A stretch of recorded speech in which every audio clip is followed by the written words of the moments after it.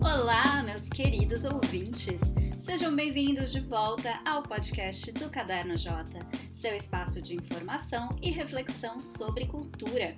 Eu sou Juliana Varela e hoje trago 3 assuntos espinhosos para a nossa discussão, além de uma dica diferentona de filme para expandir seus horizontes. Vamos falar do passeio do Jeff Bezos pelo espaço, da estátua destruída do Borba Gato, da situação complicada de algumas atletas nas Olimpíadas de Tóquio e de um filme angolano em cartaz na MUBI. Eclético, né? Antes de começarmos, quero agradecer a todos que enviaram comentários sobre os programas da semana passada e destacar algumas reações devidamente indignadas ao caso do Picasso na fogueira. Mariana de Moraes lembrou que por trás de uma ação de troca da obra de arte por um símbolo de propriedade, que é o NFT, está obviamente o nosso grande e problemático capitalismo. Ele que coloca o lucro acima de tudo e o desdém pela arte acima de todos. Já a Mayna Berardo achou que o ato foi uma loucura mesmo, que não foi ação de marketing, mas sim uma tentativa desesperada de inovar, mesmo onde não se deve. Obrigada, meninas, e sigamos para mais assuntos indignantes. A primeira notícia que eu quero puxar aqui foi a incrível passadinha do Jeff Bezos, dono da Amazon e homem mais rico do mundo, pelo espaço. No dia 20 de julho, a nave Blue Origin decolou às 10h12 com o próprio Bezos a bordo, junto de outras 3 pessoas, incluindo um passageiro pagante, ou seja, o primeiro turista espacial do mundo. A embarcação retornou à Terra às 10h22, completando 10 minutinhos, que renderam muitos memes, e o meu favorito foi um que dizia que o voo durou mais do que o tempo que os funcionários da Amazon têm para ir ao banheiro.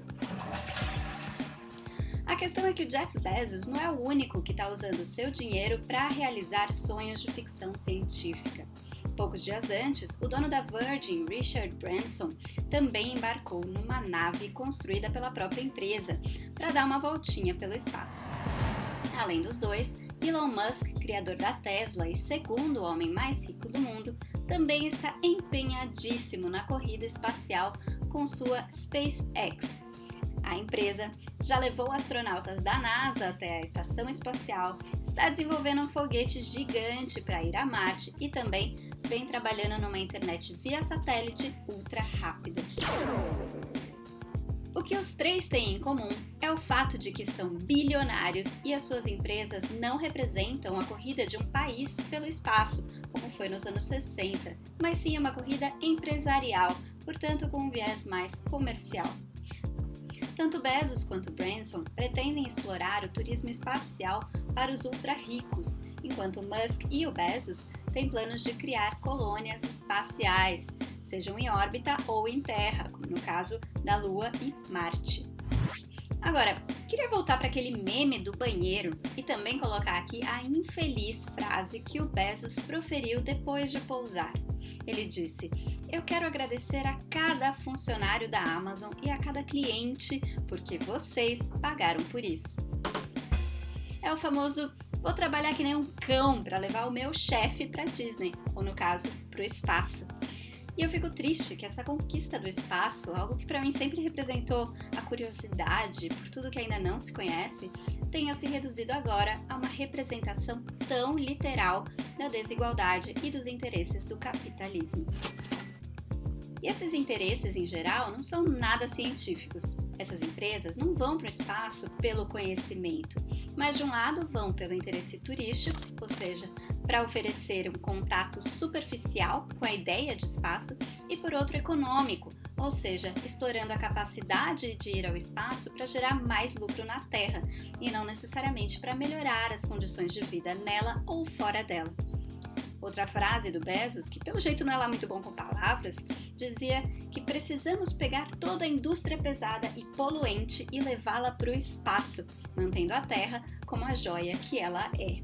Ou seja, ao invés de investir em soluções reais para qualquer problema, ele prefere esconder esses problemas debaixo do tapete, ou no caso, no vácuo, enquanto aprecia uma vista bonita. Ainda bem que já tem uma empresa japonesa investindo no recolhimento de lixo espacial porque isso vai ser um grande negócio no futuro. Mas eu quero saber o que vocês acham disso. Mandem seus comentários pelo cadernoj@gmail.com, J escrito por extenso, J-O-T-A. Ou então pelo Instagram, no @JulianaVarela com 2 L's. Esse programa fica muito melhor com a participação de vocês. Agora vamos voltar para a terra, e em particular para São Paulo. No último sábado, uma estátua foi incendiada na região de Santo Amaro por um grupo que se identificou como Revolução Periférica. A imagem representava o bandeirante Borba Gato, figura histórica que encarna, entre outras coisas, o massacre de povos indígenas e negros durante a ocupação do Brasil pelos portugueses. Um homem foi preso e outro, um empresário, já se ofereceu para doar o valor que for necessário para restaurar a obra. Pessoalmente, só acho que erraram em fazer churrasquinho de Borba Gato ao invés de derrubar a estátua, porque a fumaça causa muita poluição. Mas o fato é que derrubar, pichar ou queimar estátuas é uma tendência mundial que estourou lá em 2020, depois do caso George Floyd, nos Estados Unidos. Desde então, figuras de pessoas que apoiaram a escravidão ou a violência contra a população negra ou nativa vêm caindo como uma bola de neve desde os Estados Unidos até Inglaterra, Bélgica, França, Índia e até Colômbia. Várias estátuas do Cristóvão Colombo, inclusive, foram vandalizadas ou destruídas nos Estados Unidos como parte desses protestos. O fenômeno, claro, não é novo e já existem até parques dedicados a estátuas caídas na Rússia e na Índia. São monumentos considerados desatualizados, mas que acabaram sendo preservados como objetos históricos e artísticos, perdendo assim o seu status de homenagem ou celebração daquelas personagens. Fica aí a sugestão para dar uma limpada nesse bando de monumento feio e colonialista que polui as nossas ruas e criar, quem sabe, um parque muito mais útil e educativo. Agora, atravessando o oceano e indo para Tóquio, quem aqui está acompanhando as Olimpíadas? Eu pessoalmente acho uma loucura que esteja acontecendo um evento desse tamanho com a pandemia rolando solta. Mas essa é a única chance que a gente aqui no Brasil tem para acompanhar qualquer esporte que não seja o futebol, então não vou nem achar ruim. Mas a bola que eu quero levantar é sobre como, em pleno 2021, as atletas mulheres ainda têm que aguentar todo tipo de absurdo, porque ninguém parou para atualizar as regras. Como assim? Explico. Para começar, uma atleta paralímpica britânica foi repreendida por usar um short curto e inapropriado para o salto em distância. Depois disso, a equipe de handball de praia norueguesa foi multada por usar shorts em vez de biquínis, mesmo que os times masculinos possam usar aqueles bermudões enormes sem preocupação nenhuma. Vale lembrar que em abril, o time alemão de ginástica artística já tinha feito algo parecido e adotado macacões com calças compridas durante o campeonato europeu, como uma forma de protesto contra a sexualização das atletas na categoria. Felizmente, elas estão usando esse tipo de uniforme de novo nas Olimpíadas e aparentemente não vão ser penalizadas. Isso porque as calças já eram permitidas, só não eram usadas mesmo e, quando eram, era só por razões religiosas.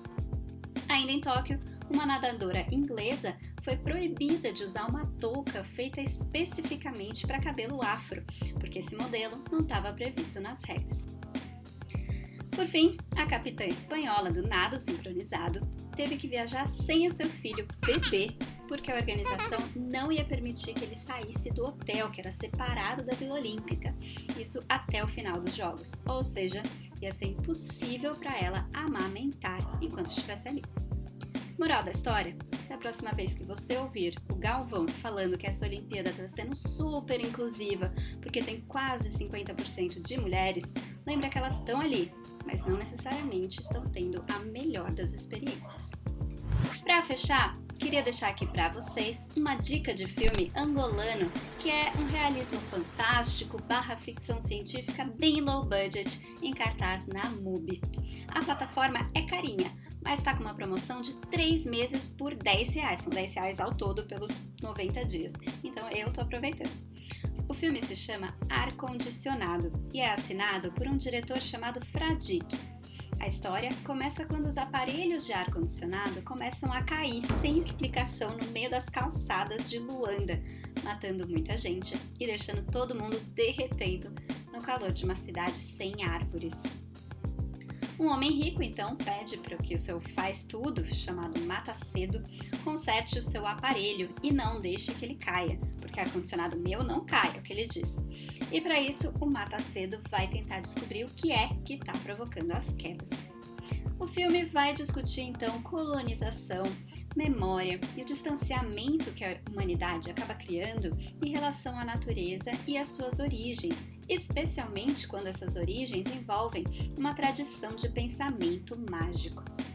É um filme que trabalha ideias da ficção científica e da fantasia, mas sem efeitos especiais, só mesmo aproveitando dos diálogos e das situações inusitadas, mas tudo num ambiente muito comum, muito familiar da cidade. Aliás, é uma cidade bem parecida com São Paulo, a gente até se surpreende.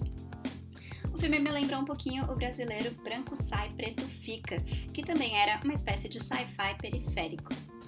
Fica a dica, enfim, para sair da bolha e botar essa cabecinha para pensar. É isso por hoje. Obrigada para quem me acompanhou até aqui. Lembrando que quem quiser comentar os assuntos de hoje ou sugerir outras discussões, é só mandar um e-mail para cadernoj@gmail.com ou mandar um direct lá no Instagram pelo @JulianaVarela com 2 L's. Até a próxima!